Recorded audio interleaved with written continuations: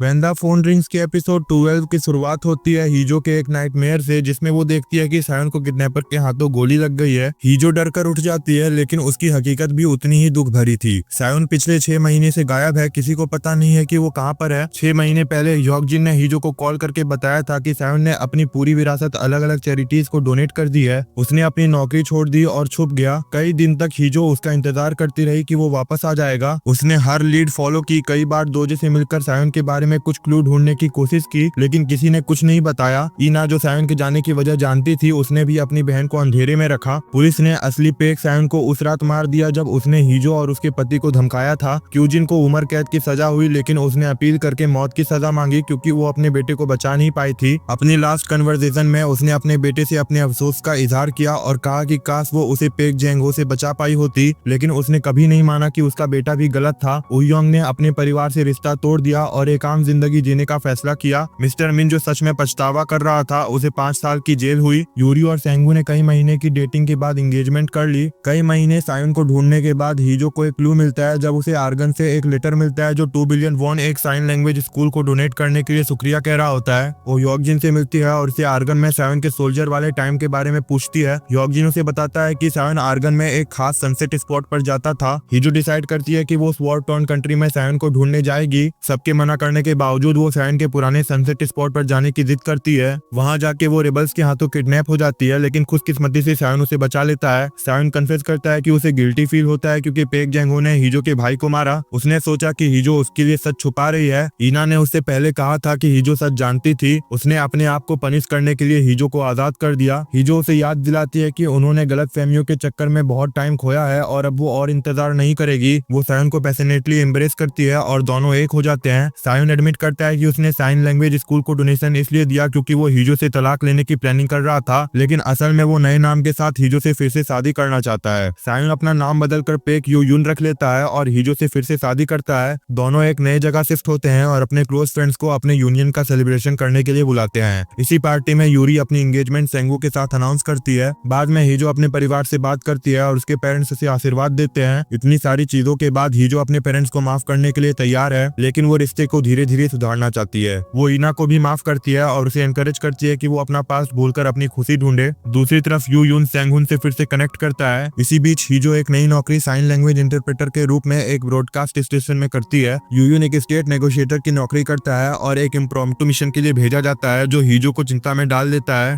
Show का and होता है जब यूयुन अपने रिसेंट मिशन में सफल होने के बाद हीजो को कॉल करता है। वो उसे कहता है कि जब भी वो उसे गुस्सा हो तो वो उसे 406 कहकर बुलाए ताकि वो समझ सके कि उसने गलत किया है। हीजो एग्री करती है कि वो हमेशा उससे अपने दिल की बात बोलेगी और उसे सेफली वापस आने को कहती है। और सरप्राइजिंग बात ये होती है कि दोजे अब यूयुन का असिस्टेंट बन गया है। वीडियो पसंद आया हो तो लाइक करे, चैनल पर नए हो तो सब्सक्राइब करे। Thank you so much for watching.